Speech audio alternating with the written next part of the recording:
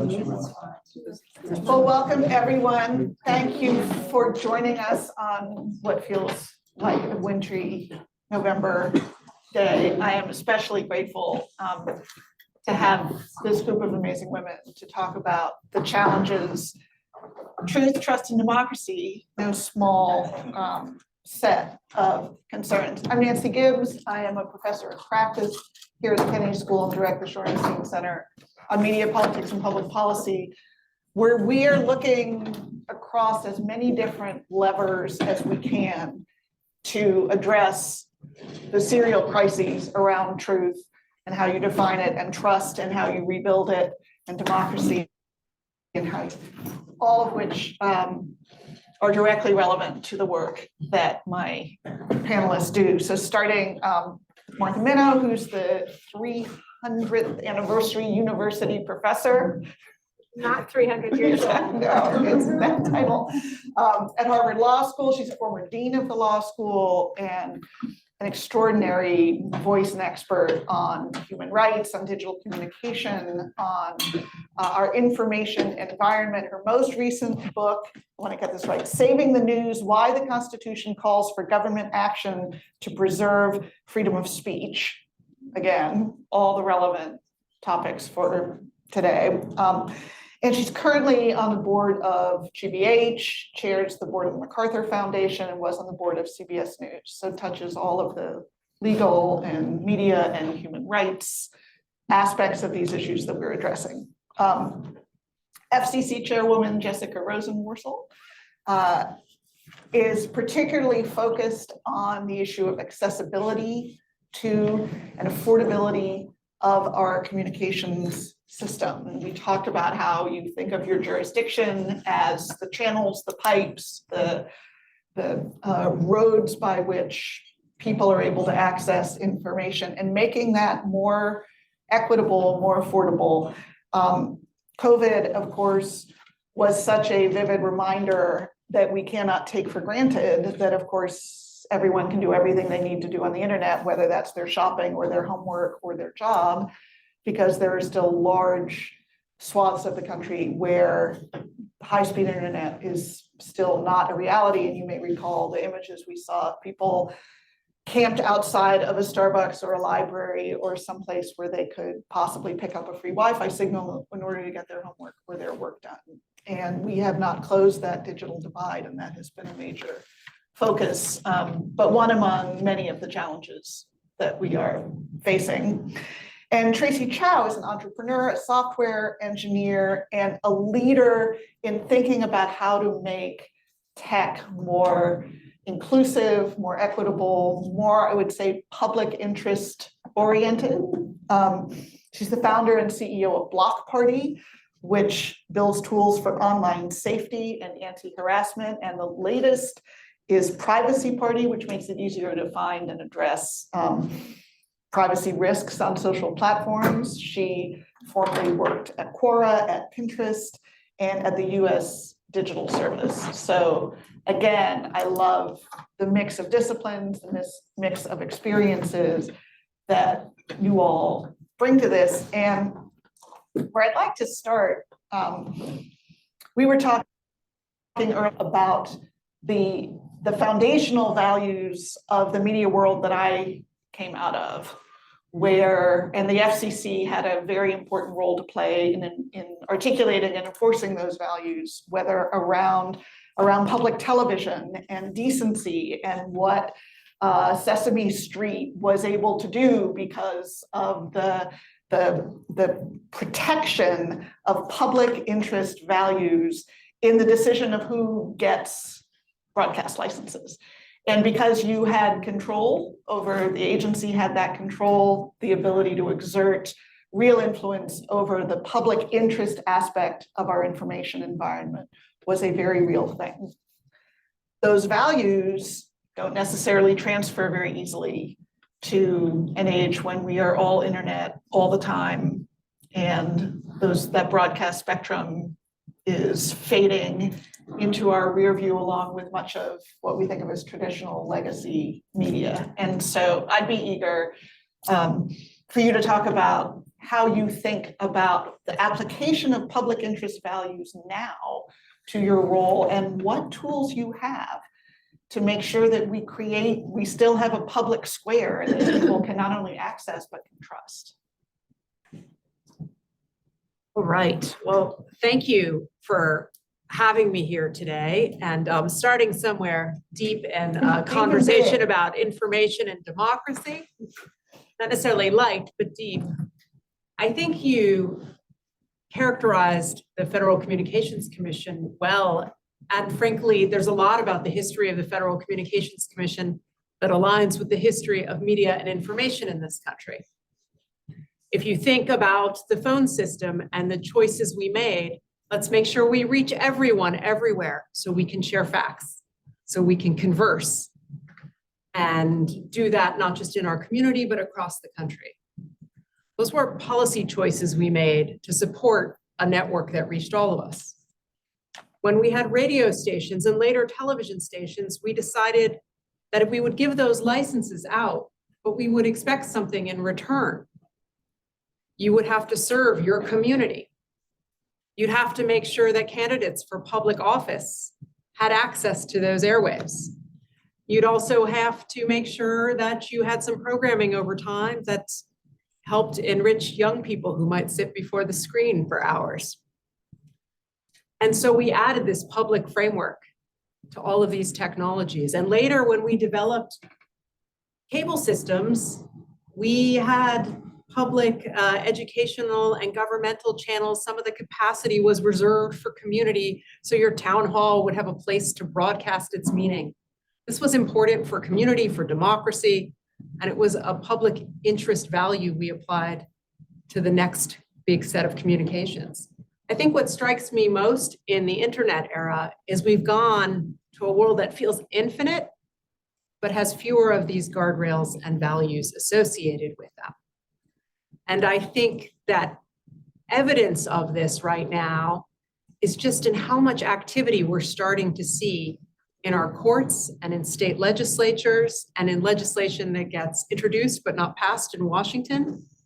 Because what you see across the board is a lot of dissatisfaction with the biggest companies, their influence on our lives, the ways that they can profit off of misinformation and disinformation, and the ways that our children are changed by viewing these new services and spending so much time with them. But we have not really wrapped our arms around what public interest values mean in the internet age. And I think all of that litigation from our state attorneys general and legislation in state courthouses and conversation in Washington is some evidence of that. So I just think it's valuable to think about what we've done as a country in our history and ask ourselves, what should we do right now? Because I've got to believe that the environment we can exist in can be better than this, that it can be better and healthier, support information and democracy better than what we're doing right now. So I think there's lots of evidence that suggests broad popular agreement. Whose responsibility is that? I would love each of you on that because I suspect you have different answers to that. Martha, why don't you? Well, it's all of our responsibility. You know, when we compare the United States and Europe, though, the United States has a philosophy that's so well captured by the platform companies and indeed the tech innovation spirit, which is break things, move fast and break things. Europe has to overgeneralize, a very different idea, which is a precautionary principle. Let's look at the risks before we unleash powers that we don't understand. I think that probably we need to learn something from Europe. And at the same time, I do think that there are some great traditions in the United States, a public-oriented tradition. Legally, we have a problem about who's responsible here. In the United States, we're on one extreme end. Anything that gets close to speech, we're very nervous about the government regulating, the government having any say.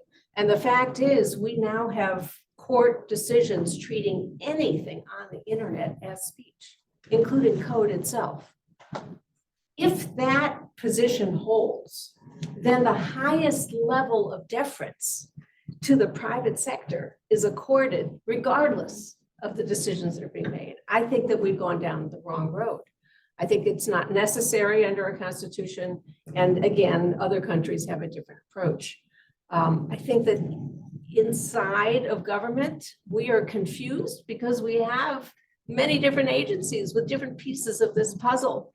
One example I would just put on the table and then I'll subside is that the competition that could happen over the moderation of social media depends on treating the issue of antitrust as a serious one. Whose responsibility is that? Is that going to be the Department of Justice? Is that the Federal Trade Commission? It's not high on their agenda. And yet the bundling together of the content moderation function with all the other layers of the stack of the internet means that we do not have choices as just ordinary users. We don't even see what's going on, much less have any control over what's going on, which is why we need your work very much.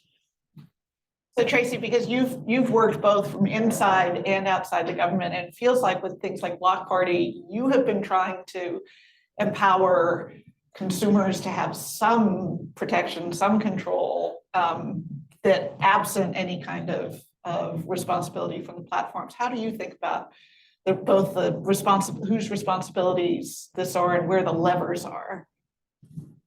I think I bring two pretty relevant points. I want to make sure all the mics are. Are they on? Okay, it's Are mostly you here? Yeah. I think you just have to talk really direct. Really close. All right, good. So I have two perspectives here. One as an engineer, as somebody who wants to build things, and second as somebody in the private sector responding to all of the incentives of capitalism. I think there's a responsibility here for government and regulation to set up the infrastructure so that it's possible for people to build solutions, understand what's going on, build solutions, and use the economic incentives of the private market to drive that innovation. So one example of what I mean, APIs, application programming interfaces, allow developers, third-party developers, to build applications on top of other platforms. Twitter used to have APIs that were freely accessible, and that made it possible for my company, Block Party, to build anti-harassment tools on top of the service that were really useful for people who were dealing with abuse and spam and harassment, and allowed people to stay on the platforms and exercise their choice. Elon Musk came in and decided he no longer wanted that, so the APIs are gone. And Reddit, same with Reddit. Reddit also hiked up the prices so much that they're effectively unusable. And so now we can't build those solutions. As a technical workaround, we can still do things like browser extensions. It's just a lot hackier. So the engineers and developers, we're still going to try to do what we can. It would be a lot easier with standards, enforcement around. There must be some level of openness. A lot of researchers are running into this problem now too. They want to understand what's actually happening on platforms. Understand, are there disinformation campaigns running? Are there other harms that are spreading through these networks that we don't even know because the big platforms don't want to see that control? They'll often say, oh, it's too complicated. We just can't let anybody see this. That's not true, but their interest is to not give up that power. If there are APIs that are mandated for researcher access to understand what's happening, for people to be able to build solutions and interventions, then we'll be in a very different space where we can then just use the market incentives for people to build out these different consumer experiences and allow people to choose what they want. Right now, we're kind of stuck in the state where we're hoping for platforms to do the right thing and give people access. Even the research studies that you have seen, like NYU did a study on the impact of Facebook on the 2020 elections. And the preface to that write-up in Science is a big, long thing about how it was great that this study worked, but this is not a model for future research where it's fully relying on Facebook's goodwill. And I'm assuming that you don't believe the FCC in any way has the authority to mandate through directly, indirectly, that kind of transparency. Yeah, it does not fit neatly in the Communications Act of 1934. So in the absence of that, and Martha, you've talked a lot about how much absent Congress taking any action on much of anything, certainly on this, if you feel that your rulemaking and your jurisdiction doesn't allow this, that leaves self-regulation. How optimistic should people be about that as a, Well, does it work well to have the fox guarding the hen house? Not really. But when the foxes actually own access to the hens, we really do need some other actors at the table. I think antitrust is a tool, a framework that was founded at the last Gilded Era, which was the public utility idea, is one that I do think has some relevance here. If we all are so dependent on the internet to do anything, that starts to look an awful lot like the water supply and the electrical supply. And we came up with legal frameworks that justified regulation there while keeping market opportunities, so that people can actually get a return on investment and continue to invest in innovation and development. I think that public utility is a really useful framework here. It's stretching it beyond what it has been in the past. But we also need some actors willing to try it. Could be the Federal Trade Commission, might actually be some states. You know, as we see the innovation right now in the United States around privacy, it's at the state level. Same thing with regulation of AI until this past week's announcement from the White House. It's been at the state level. That shows something about the robustness of our constitutional system, that when there's something not working at the federal system, there is another place to go. But if there's ever anything that requires at least a national, if not an international, a solution, it's regulation of the internet and internet companies, because nothing stops at the border of a state or a country. so it feels as though, and this is what you're suggesting, is that we have the states on the one hand who may not be ideally suited for, Montana to say no TikTok. And then you have Europe especially being much more proactive. And I'm wondering how much of the European regulations you think, beyond all of us accepting cookies, and do you see being transferable, translating, having an influence here, or are we just always going to be the last country to be willing to be proactive around addressing some of these harms? Well, I think it's very interesting for Washington right now because the Capitol is being squeezed on these issues. On the one hand, you have states like California that have passed very aggressive privacy laws and laws to try to protect children online. And on the other side, you've got Europe, which is minting new laws on digital services at a really fast pace. And so if you had asked me a while ago, I would have thought that those pressures for this service that is fundamentally interstate and international, for a web that we all rely on every day, with those pressures would make Washington more activist in order to preempt states from the excesses of their behavior, things that are not really optimized for a state government to choose, and prevent other countries from dictating the terms of our access to websites. And yet at this time, those pressures are out there, but we don't really have a consensus in Washington on where to go next. I keep on believing that there's going to be another Supreme Court case that comes soon that provides that incentive, because they are increasingly taking up cases that involve speech and the online world. And I think that will wind up being an exogenous force. And maybe the collection of those three forces, the Supreme Court, state activity, and European activity, will be enough. But I definitely think that there's a lot of pressure on Washington to try to figure out what a modern framework here looks like. A lot of consensus that the world should be better than it is right now, but inadequate consensus about what to do with it. Tracy, can you help us understand the potential for third-party content moderation to play a role here, and how that would work? How would you grade some of the attempts so far? Yeah, I actually want to first react to this idea that the government struggles with the regulation of speech, and then it will flow into some of my answers. I think for a long time, we've thought that government regulation of speech online means the government is going to say this is okay, this is not okay. and be the arbiter. And for very understandable reasons, particularly in the US, we have shied away from that.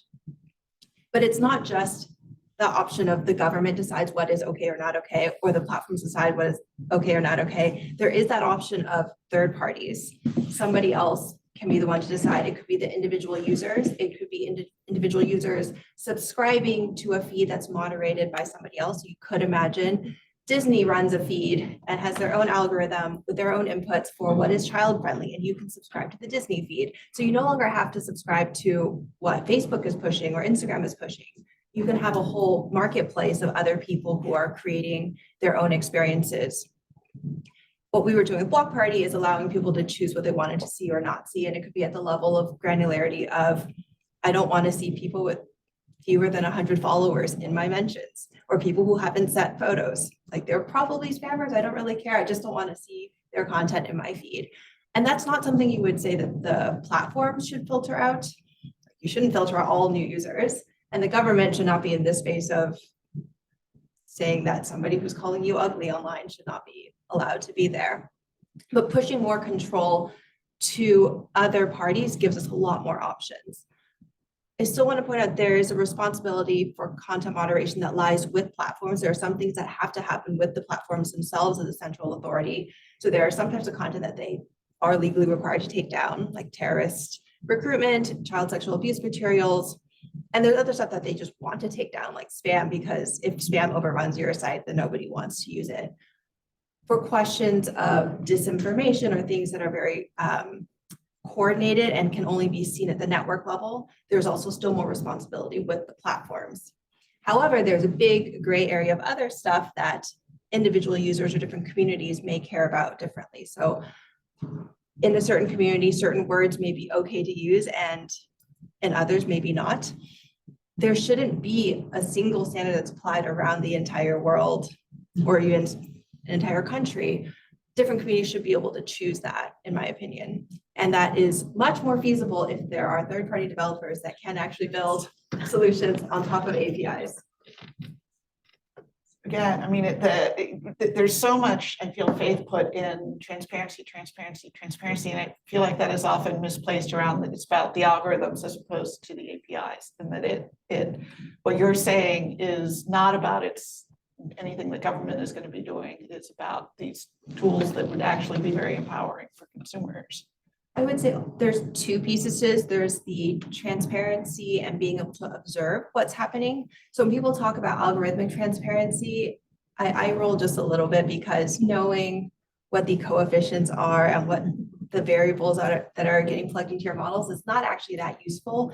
Technically, Twitter open source its feed algorithm, and what we figured out was that Elon's boosting his own tweets. But that doesn't actually tell us what people are seeing in their feeds, what sorts of content on the platform actually gets elevated. So just having the algorithm is not enough without the data and what happens when these come together and people are actually using the service and interacting with it. So that's one piece, which is the transparency and observability. And we can't rely on the platforms to tell us all the bad things that are happening. We need researchers to be able to go in there and look at it. And then there's the other piece of building interventions and solutions, which requires those programmatic interfaces. And also, if there was a requirement of opening up that moderating function. So middleware is a name that people have given to it. And competition. We could have Disney and the Boys and Girls Club and the Methodist Church and the LGBT advocacy community. They each could be moderating. And for a country that says that we care so much about individual freedom, we're allowing a few companies to eliminate it without discussion. And I think that this is one reason that you see people from both sides of the aisle in Washington proposing so much legislation.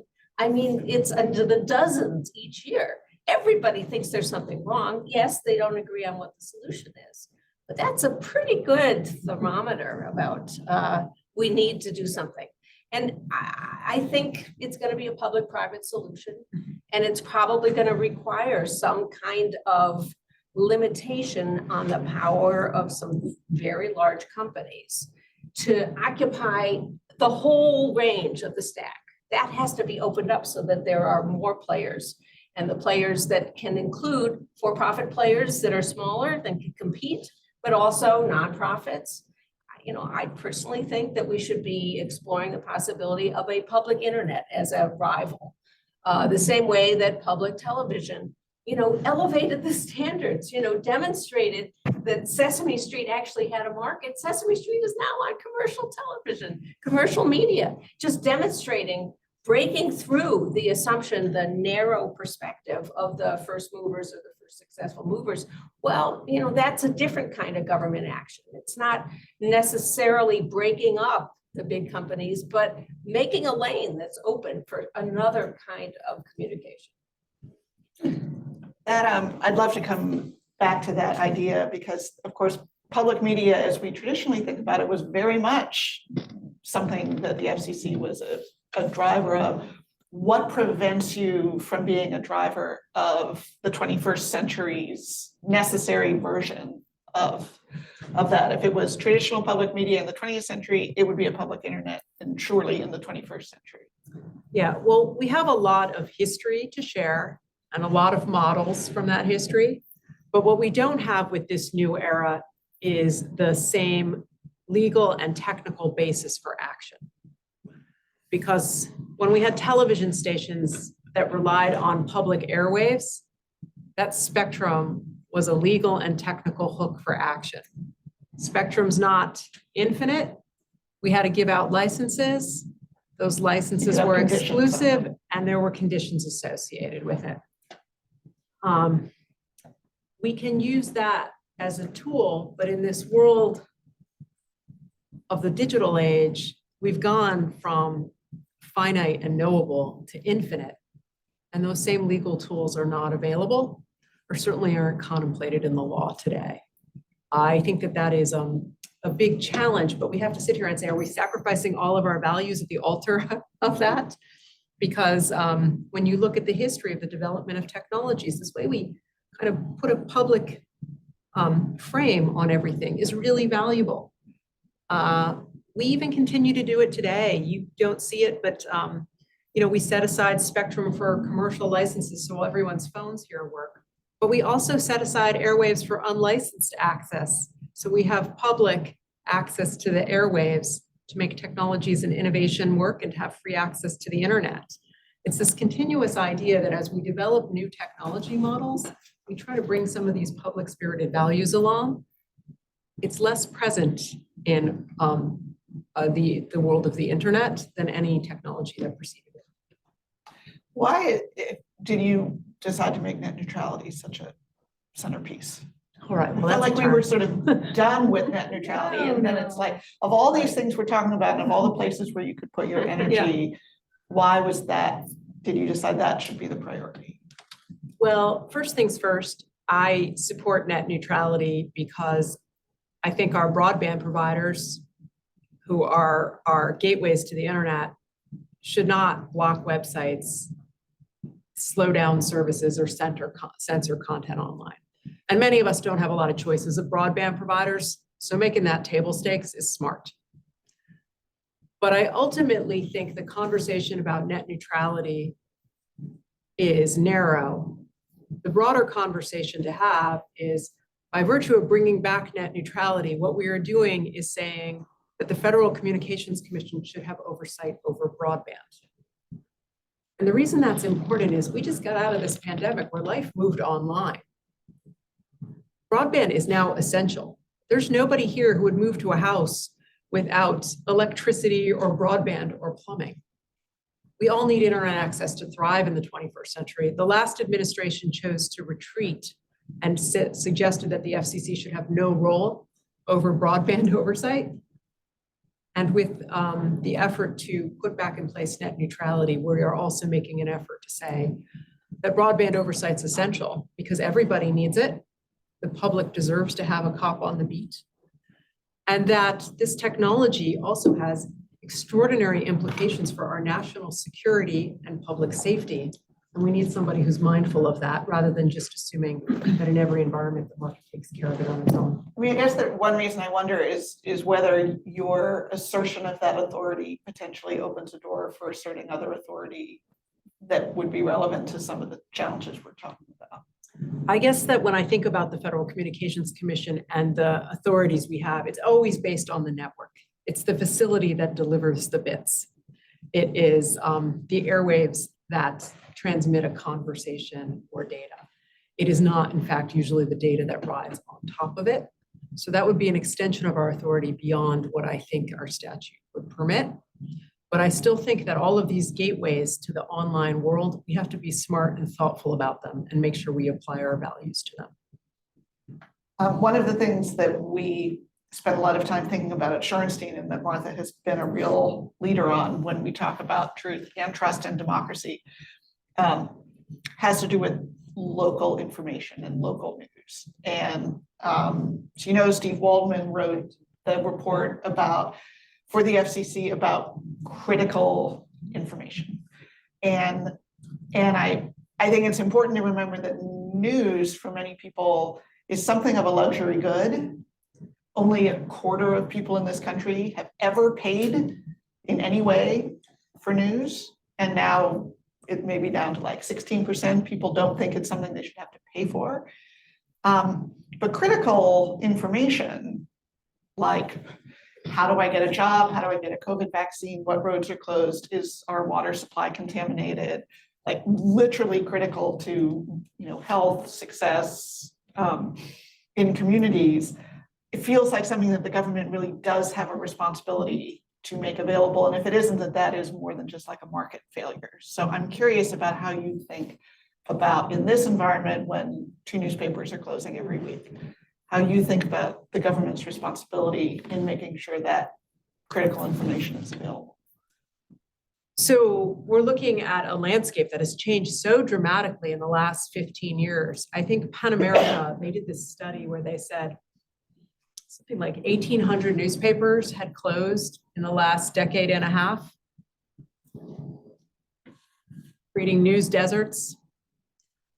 We are watching the destruction of the economic model that led to a lot of radio and television stations producing news. And this is a crisis because local news, we all need it to make decisions about our lives, our communities, and our country. So we have to look at the resources we have and say, what else can we do to help sustain news? And some of these things I think of as maybe within the FCC's purview, a lot are outside. One thing we've been looking at recently is how can we come up with a system to incentivize the production of local content? Without offending the First Amendment, how do we make sure that, for instance, we can accelerate the license renewal of any station that locally produces its own news, which is based on a model from the Children's Television Act. In other words, build incentives in our system so that we process and benefit those who produce local content. There are also things we can do. Congress introduced a law, I think it was called the Local Journalism Sustainability Act, which was designed to say we should adjust tax policy to promote the hiring of journalists and the consumption of news. I mean, that's not radical. Our postage rates have historically benefited news and periodicals. We do things like that from time to time in order to facilitate news production.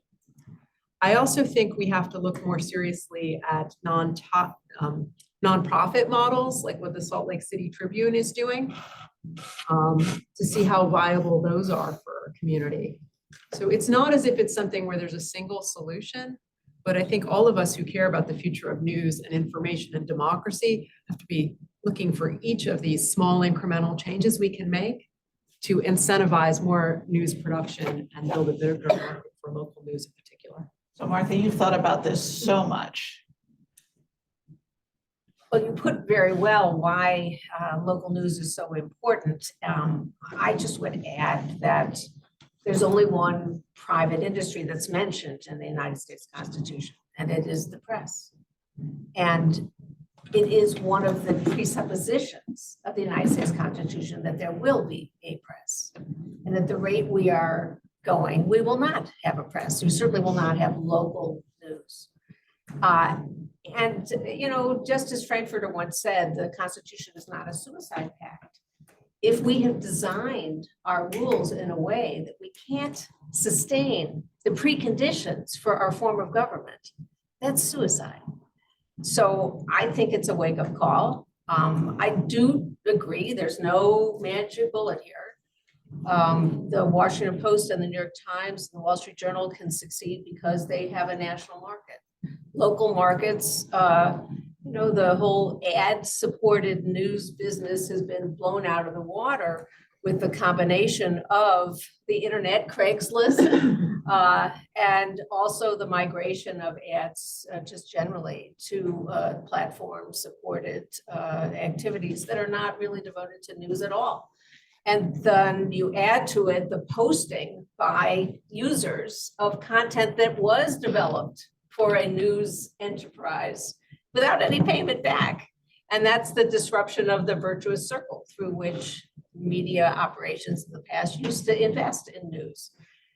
You know, I did serve on the board of CBS, and I learned that as much as I admire the news operations of CBS and its long history, it's a teeny item on the balance sheet compared to the NFL and the entertainment and all of that. And it was really, frankly, a kind of prestige object to say we have the best news operations. It wasn't about the market. The same way that we have so many family-owned businesses, newspapers that have maintained kind of a standard. Partly it's philanthropic. So one piece of the puzzle is philanthropic. And as you know, because you're deeply involved, thank you very much. The MacArthur Foundation and 20 other funders have announced an initiative to a commitment of $500 million to invest in local news. And the hope is that we will grow that to be even bigger. But what does it mean to invest? I think it means to, yes, support some great experiments, but also support something that can scale, like back office collaboration, like, you know, demonstration of what kind of mix of fundraising and friend-raising and subscription models can work in different kinds of communities to actually help some of the print operations convert to digital first. I think there's a lot to be done. I'm not giving up, but it is a crisis. It is absolutely a crisis. And you say, Nancy, and you're right, a lot of people don't think that news is something you have to pay for. And yet it's about the price of a cup of coffee that people pay for. If we actually just said to people, you want to know what's going on in your local community?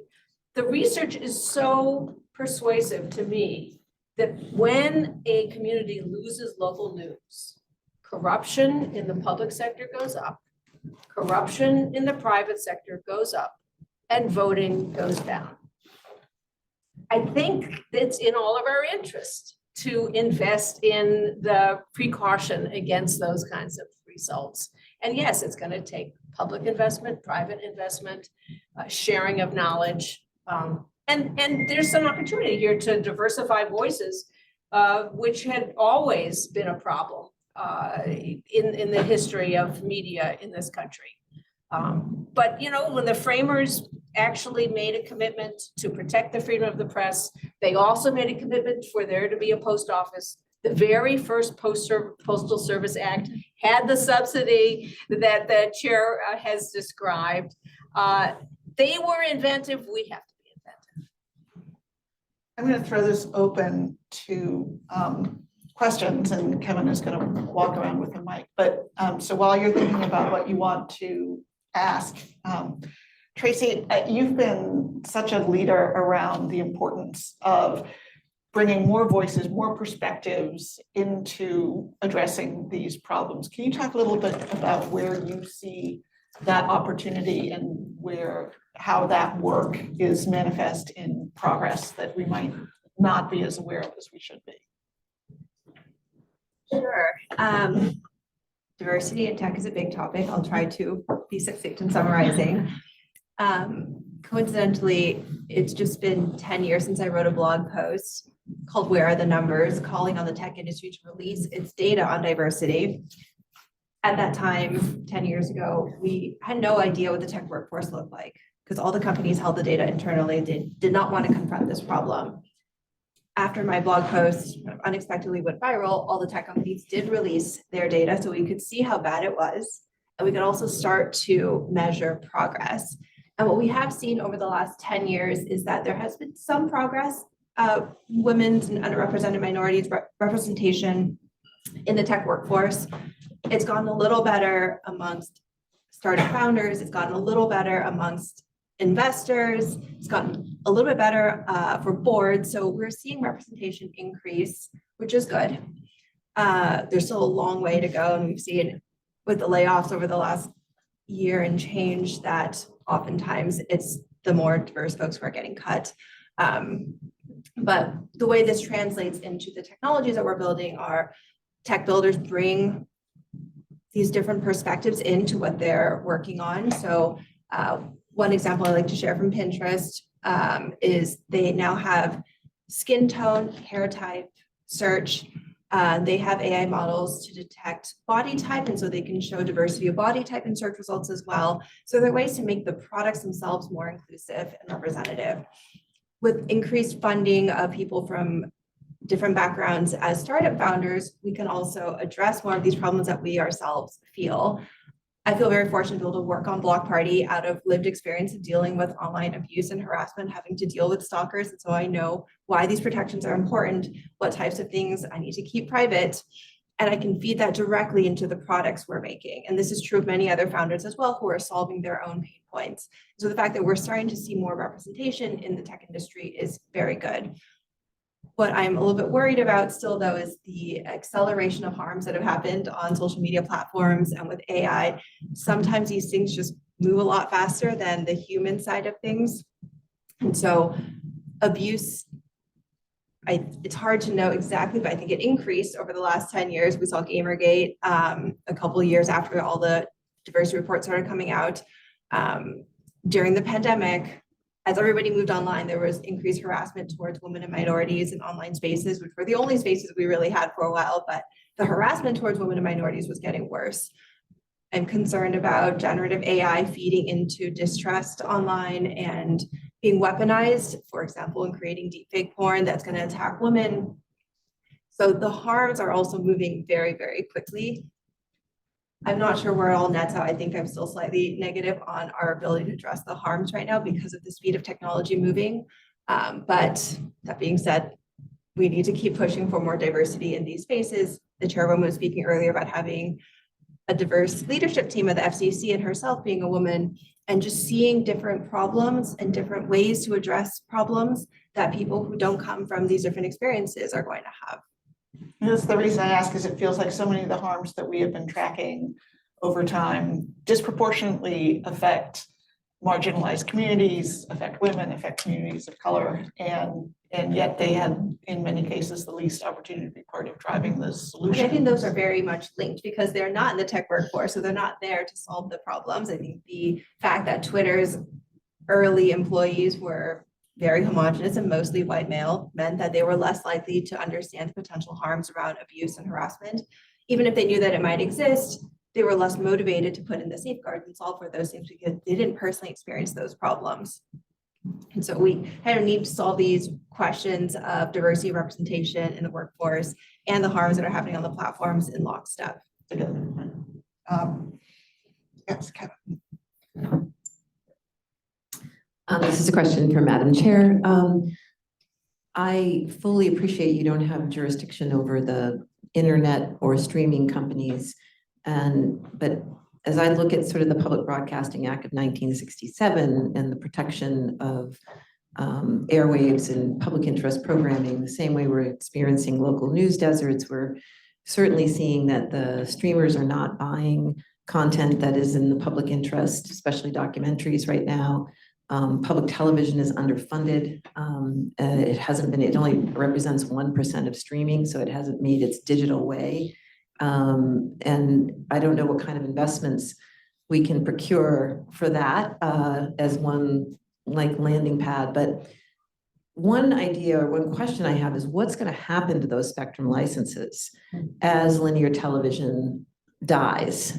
And will those be safeguarded for whatever needs to be invented? In other words, is there a way to take the sale of those licenses and invest it in the future of local news or the right for independent voices to have access to producing content that could then compete in the marketplace?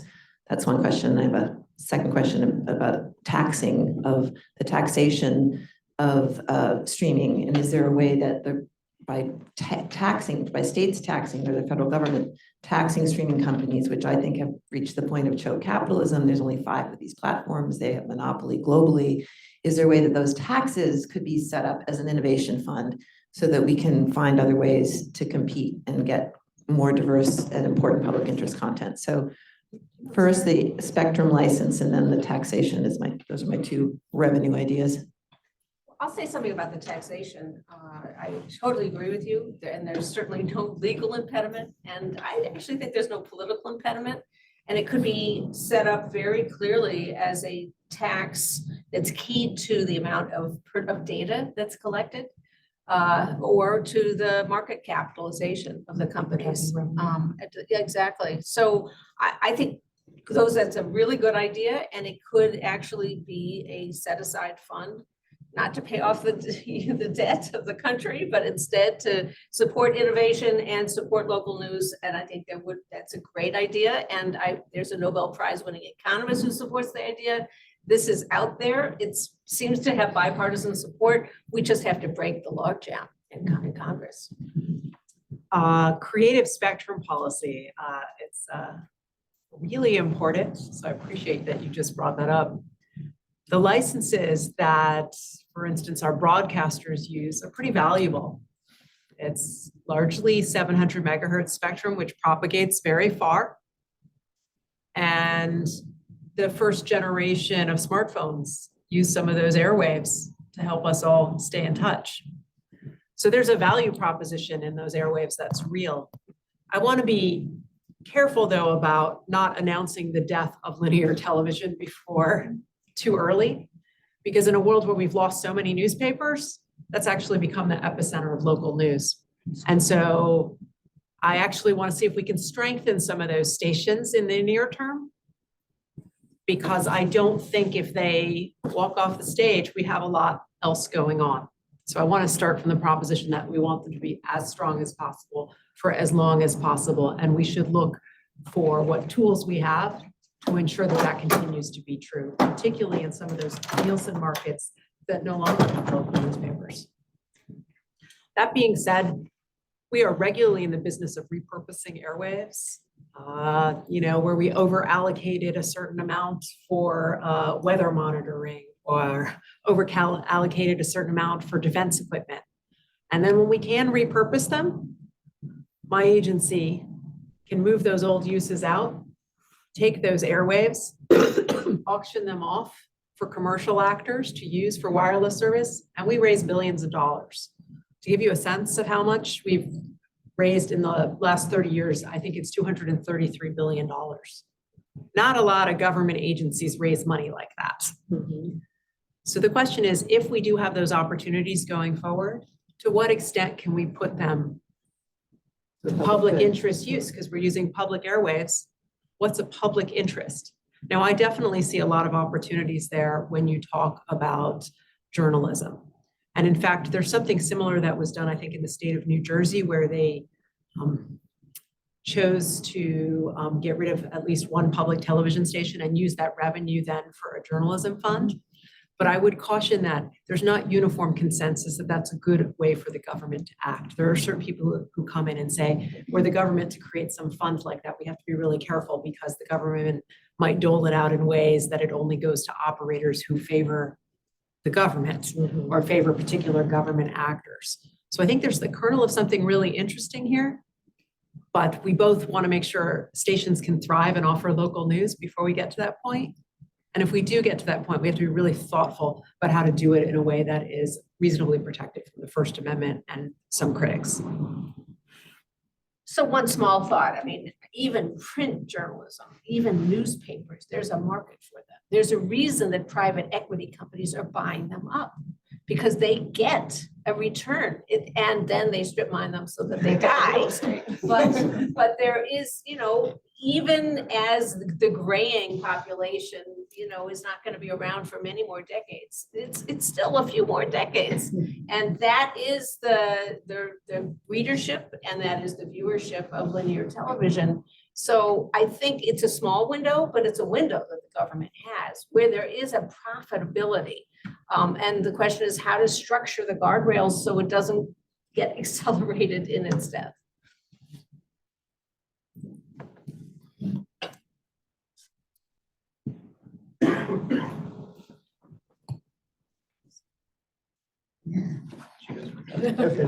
You can take turns. Thank you for that wonderful talk. My question is for Tracy. You mentioned middleware and third-party content moderation on platforms. I have two questions on that. First, technically, how feasible is it is, and what would you have to make public? Would making public just the APIs be sufficient, or would that vary across platforms? And second, what might be some sort of pushback against this idea of opening up third-party content moderation, say intellectual property, or reducing the competitive edge that platforms might enjoy? With regards to technical feasibility, I can say, at least from my experience running Block Party, it is not that bad to pull the data for individual users. We were actually pulling quite a bit of data from Twitter. We're operating at consumer web scale. So people with millions of followers were screening through all of their mentions. So even as a small startup, we were able to ingest all of that data, do the processing, and do whatever we needed to ensure the experience for users. So I think it's doable. There are different technical approaches. If platforms invest in this, they can also make it so that you don't need to extract the data from the platform, but you can run algorithms and run analysis on data within their servers. That requires a bit more investment on their side, but that can also be better because you're not egressing all of this data, which then introduces other problems around privacy, and also just there's copies of data everywhere. On that point about privacy, I think the biggest pushback around pulling all this data out and doing the middleware approach is around data privacy, particularly in social networks where a lot of the data that you would want to look at that's relevant to you is actually posted by other people. And so do they have a right to that privacy on their data? I don't know, when I look at my feed, I'm seeing stuff from all these different people. When I look at my mentions, it's a lot of content posted by other people. So there's this idea of contextual privacy, which is that if I can see it as a person viewing the platform, then the third parties that are acting on my behalf should be able to see the same data. We do have to be pretty careful about what the boundaries are and how that data is used. We've seen Cambridge Analytica, that was a big disaster. Although I would say they were in violation of the terms of service, and there was just not effective enforcement and auditing of what they were doing. So I think there are ways to get around some of these questions if you're very thoughtful about what are the parameters by which you can pull data out from the APIs. So there has to be governance around these developer platforms. There has to be proactive and reactive auditing of how the data is actually being used. Is it in compliance? There have to be mechanisms to kick off the bad actors as well. But I think this is all very tractable. And the fact that we used to be able to do all this stuff on Twitter and Reddit is a really good proof point that it's possible. My question was actually very much related to hers. So maybe just on top of that, if you could share a little bit more of your work with Privacy Party and how the tool works. And then again, to her question, is the API enough for you to do this kind of work? And if not, what do you think is missing? And then if you have a specific use case of a specific platform that has enabled you to work with their data or API without extracting the data.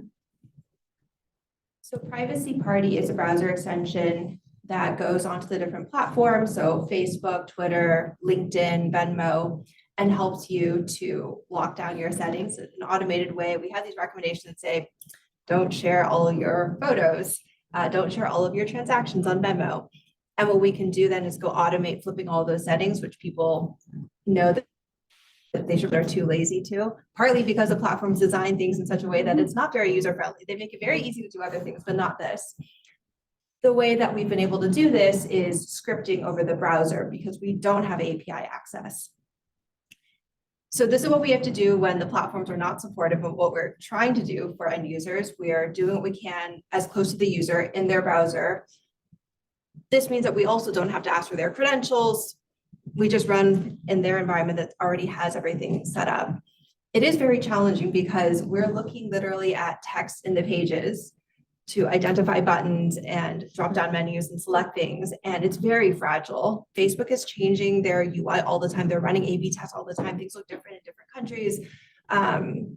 So things break all the time. We have to be very thoughtful about how do we do graceful error handling. And we just have to be constantly monitoring for errors and updating our scripts. All of this would be much easier if there were APIs. But Facebook doesn't have much incentive to help us lock down people's privacy settings. And in fact, it's much worse on other platforms where, for example, LinkedIn had a legal case against a startup that was trying to scrape some of the data. It was like LinkedIn versus HiQ. And from that case, gave a ruling that if you say in your terms of service that you're not allowed to script, then any scrapers are actually in violation. So we are just trying to avoid detection at the moment. It's kind of a gray area about our operations, like we are acting on behalf of end users, but there's all sorts of court precedents, the Computer Fraud and Abuse Act, that makes it a bit difficult for us to operate. So the technical workarounds are there. There's also legal questions. It would all be much easier with APIs, is the short answer. I know that the new Applied Social Media Lab is curious about some of these questions as well, about what are the technical things we can do to make it easier for people like Block Party to build solutions in the absence of first-party support when you don't have APIs. Are there things that we can do to advance the state of the browser technology? Can we do more headless browsers that run in the cloud to make it a bit easier to do these things in a privacy-preserving way? So there's innovation we can push on the technical front, but again, on the legal and policy side, it would be great to get some support. Hi, my name is Jordan Sammer. I'm a student at the law school. My question is primarily for Professor Minow. Going back to the idea of treating the internet as a public utility, the Supreme Court this upcoming term was going to hear quite a few cases about social media platforms, and I think one predominant theme is, can we see them by analogy as extensions of just the public square in terms of how they're governed? And I'm just wondering, Professor Minow, maybe you can speak a bit about sort of conceptually, do you see it as being consistent to treat the internet just very broadly as a public utility? And is that consistent with if the argument carries that social media platforms are just extensions of the public square, and so the way we regulate them, the way law enforcement can look at hate speech, violent speech, false speech, all those issues, and so write a whole thesis on this. But do you see those just conceptually, are those consistent ideas to treat the internet as a public utility and then social media platforms as a form of public square? So thanks, and I hope you do write that thesis. I think that to say public utility is not to say that it's public in the sense of government. So the public square is itself an ambiguous term. It's not a legal term. It's been used at times to refer to the physical square where people would go and stand on a soapbox and speak.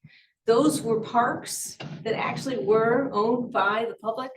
But sometimes when people say public square, particularly when they move to the internet, they're talking about private spaces where people congregate. So public utility is a private entity. It's a private entity that has private owners that get a private return. The regulatory framework of public utility says, because it is so essential, there needs to be some guardrails around the ability of the owners to exclude people and also some requirements about coverage and extension. Again, think electricity, think water supply. So I don't know about the whole internet. Maybe I'm thinking internet provider companies as public utilities. I think a smaller bite might work. And what interests me is that you could actually develop a set of conditions and guardrails around individual ones, and that it would modify over time and be iterative. Is the Supreme Court the place to be working this out? Absolutely not. Absolutely not. I can't get out of my mind the image when they had the violent video game case. There was only one justice who'd ever seen a video game. And I think that there's now, a younger group, and they know a little bit about technology, but not very much.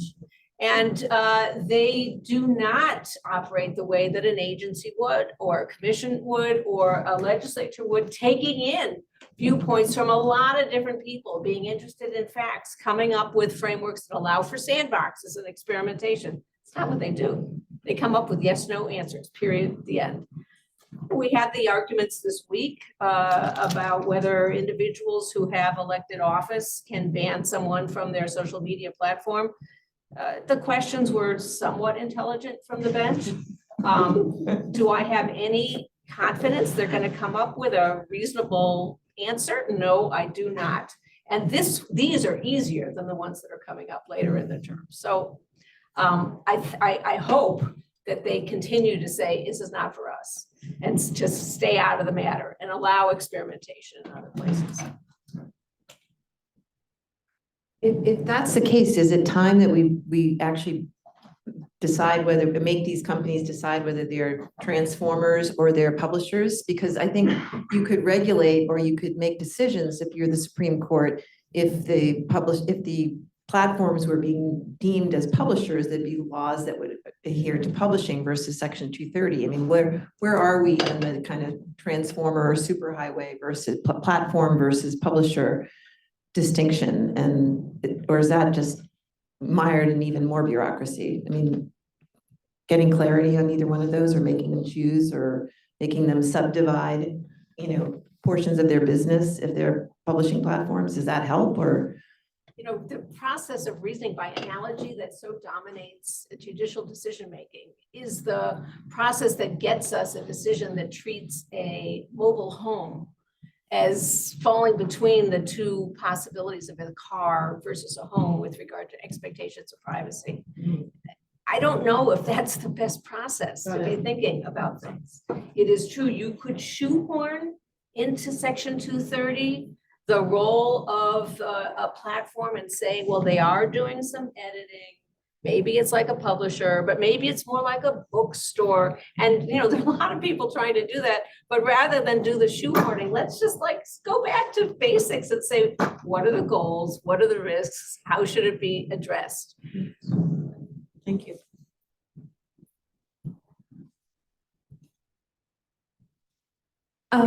A lot of the moderation that we've been discussing is moderation that happens after content is produced, and it's often too late to take, measures as a response.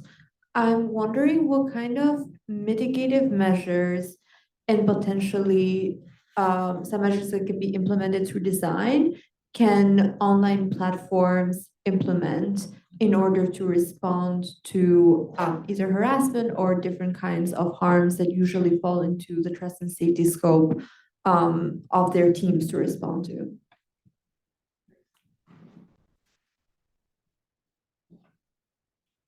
A bunch of different ideas on the product side. One is just generally reducing the speed at which things are disseminated. I know that platforms like to get stuff out there very quickly. But to your point, if there's bad content that gets out there, we haven't been able to take it down automatically, and it's not been flagged by humans yet. The fact that it can spread so quickly is quite dangerous. We used to actually do something similar thematically to slow down content on Quora when I worked there. So I built some of our moderation tools to say, if we don't trust this content as much because it's from new users or it doesn't score well against some of these ML models, we don't remove the content, but we don't push it out. We don't give distribution to it. until somebody has looked at it or we get more signal, there's more people organically finding it, upvoting it, then we have more confidence it's good and we can spread it more. So the levers are not just, is it there or not? It's also like, how much do we push this? How much do we recommend it? I think there's a tricky question of like trying to preemptively get rid of the content. There's things like Twitter has these prompts of, are you sure you want to post that? That's not what nice people say on this platform. Or have you read this article before you share it? So there's other things that you can try to put in some friction before people post bad things. So I think that helps a little bit, trying to determine at the point that somebody's like ready to post something based on automation, whether this is good or bad, and blocking posting feels very dangerous to me because the machine learning models are just not that good. They have a lot of mistakes, and if we can't even see the model's decisions, audit them and figure out if there's any bias, it feels very dangerous that all these things are running silently in the background. I feel like I have more ideas, but okay, stop there. There's a lot of things we can play with around the product side to mitigate the harms as well, even if these things are actually posted or screened. So one other example, for Block Party, the original product we had on Twitter, we had a filtering mechanism so that things would go into a folder and hide them from your view on the platform. It didn't take the content down, but it was just less visible. But because you could still go view it later, even if the filtering made a mistake, you can still correct for that later. So the consequences are not so severe. So if we over filter something, you can go in and fish it out and say, oh, this is kind of like when you go into your spam folder and see a legitimate email there, you can fish it out. So like, it's fine. It didn't get completely deleted. You can still rescue it on the cadence that you want. But if there's really bad stuff, you can also go in and see, like, this needs to be dealt with in a more severe manner than just hiding it from my feed. This may need to be reported, or I might need to document and submit something to the platform. So we can also think about these ways of addressing the harms after things are posted. Martha? Well, I just add, this is a place where the tech side and the law could cooperate. There's no First Amendment barrier to slowing down distribution. There's no right, in other words, to have speedy distribution. There's a right to speech. And so there could be regulations that actually require either new users, so long as it doesn't get into content, or even require that you have to come back and renew it a day later, or require that there's no amplification until there has been some checking. There's no problem with that. That's neutral. And I think that those kinds of speed bumps are just what regulatory activity would be good for, not to mention enforcing terms of service agreements, which exist and are not enforced. And so there's like basic contract law, consumer protection law. This is a place that I think state governments go to town. There should be a lot of enforcement. And just a side comment, you think about the human beings who are given the task of looking at flagged content and the trauma that they experience, that it's now viewed as a human rights risk to be in that line of work. Does that tell us that we have a problem? I think there's plenty of rationale to regulate here. This is a public health problem. And of course, it's often on the shoulders of people in the most disadvantaged circumstances. I will say is, what any editor who ever ran a newsroom will say was the idea that a decision to amplify content is not a form of editorial decision. Just seems very strange. Like the minute a newsroom decides to publish something, you have a moral and legal responsibility for it. And so that distinction of, yes, I understand why Facebook can't be responsible for what 2 billion people post every day, but once it is posted, what happens to it, they have enormous control over, and yet none of the externalities fall to them. And that is, I've always wondered what the barriers are to working in that space of that responsibility, but I just assume it's because I don't understand the architecture. Or bigger liability law, gets sued for damages.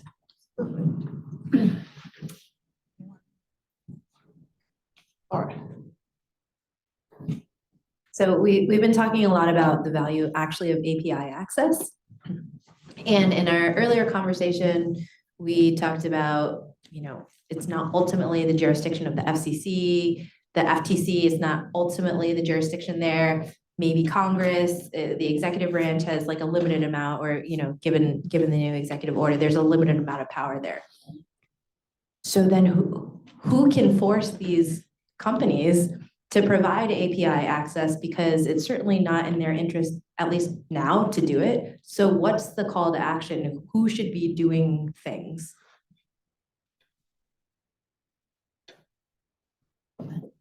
I love all of you on. I am not an expert on the legal and policy and government side. I think the most practical way seems to be going through state legislatures.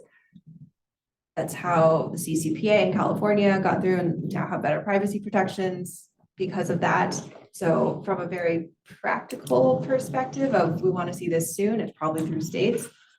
I do not think that answers the question of who should be responsible for this.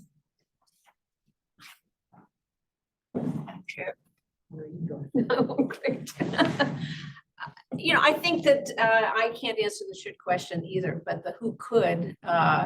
I actually think organizing users is an untapped resource. And who organizes the users? So that's something that nonprofit organizations could do, academic organizations can do, and I think that there's an appetite for it. I would also add, I'd like to put self-regulation on the table, and I know that it has a terrible reputation. We talked about it briefly before.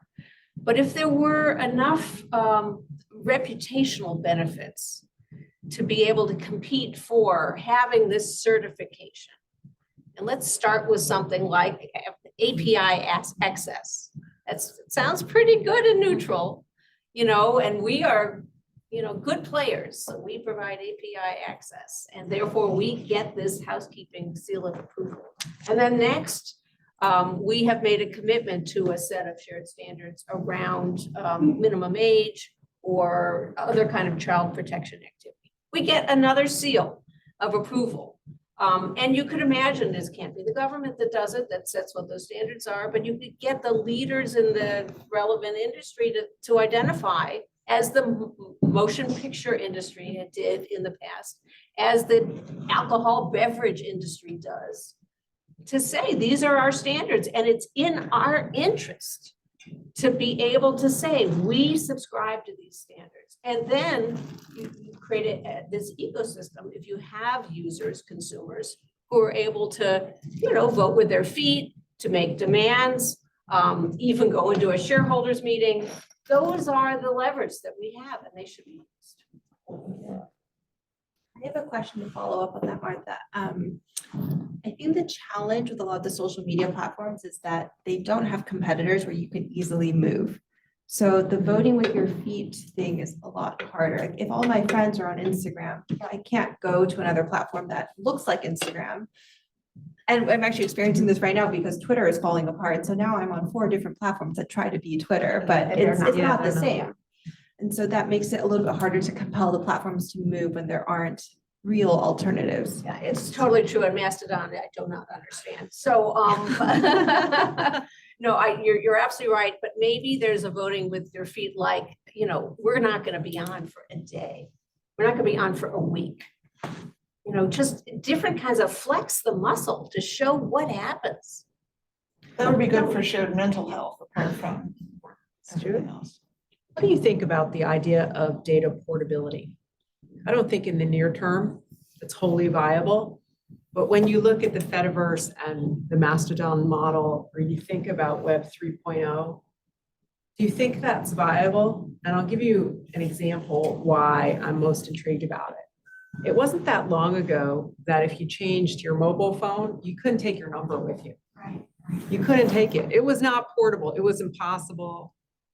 I got a whole bunch of people who tell me they couldn't make it ever happen, but every one of us can do it today. The FCC decided number portability was essential for competition among telecommunications providers. I feel like that tells me something, which is things are possible. We just may not be at the point that we can make that happen, but I'm wondering if you see a tipping point in the future where that could be more viable.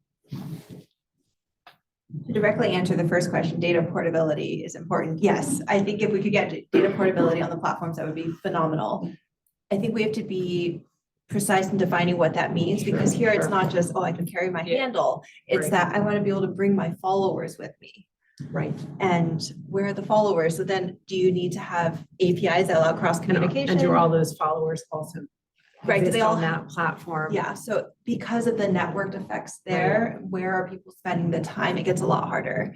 But if I could bring my followers with me, then I would not feel stuck on Twitter. I feel stuck on Twitter because I have over 100,000 followers there. They will not follow me to Threads. It's Where I not have, just between Instagram and Threads. It's between. I have a different username on Threads. Now I can't port people over, so I'm still stuck on Twitter. So even though there's But I feel something- like this friction that the lack of data portability adds to the universe also destroys competition Yes, between absolutely. these different social media platforms. And it's And that's also- intentional.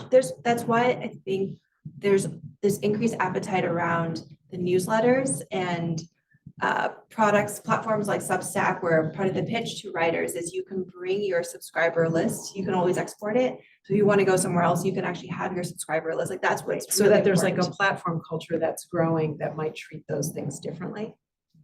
Yeah, and I mean, it's just drawing more of the creators there, and where creators go, if they're very powerful, then other people will follow.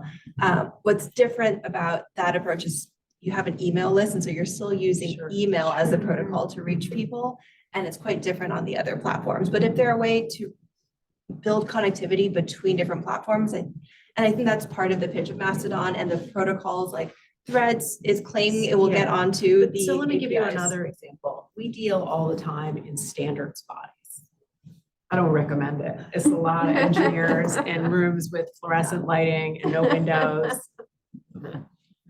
But you know, as a result of working with companies and standards bodies, we figure out how to interconnect in a 5G world and rely on certain interfaces. We all agree exactly what it will look like. That means your network will meet with mine, and that connection will be safe and reliable. You know, IEEE, 3GPP. I mean, I've got all of these task forces we follow. And all of that happens somewhere below the surface and nobody sees it. But this is a form of self-regulation Absolutely. that has been wildly effective. But I don't see, and I see it in telecommunications, so that equipment works. But I don't see it comparably when you talk about social media platforms. And I've always been intrigued about why this is so dominant in the world that I occupy, but so non-existent elsewhere. And I wonder if that's competition, building a moat, protection, but the absence of it has enormous consequences for portability, competition, and us as consumers. It's such a great point, because interoperability is possible because of standards. Sure. And, you know, my few meetings in the IEEE, there's a lot of people there who say there's a public dimension. We are committed to it. So I don't know if there's a data portability equivalent, but it seems to me there's a technical community that could go to town on that, could work on it. And standard setting bodies are private. But they can be recognized, they can be elevated by a public entity. Yeah, and from time to time, we take those standards and put them in our rules. Exactly. And we are better off, by the way, not making that standard up by ourselves. Totally. We need that private sector community to help build it. Totally, totally. So I had a similar experience in setting disability access protocols by working with the disability communities rather than the government legislating it. And, you know, having them work it out, and then the government said, okay, we're going to use your standard. I think it's a great method, really do. I love the idea of ending on a note of optimism and sort of collaborative, exploratory optimism. I think that, you know, there are a lot of reasons, as we're a year out of a likely to be a very fateful election, that people are more than even before worried about the health of our information environment. And so it gives me hope that people like you are all thinking all the time about improving that health. And I really appreciate your sharing your perspectives with us today. So thank you.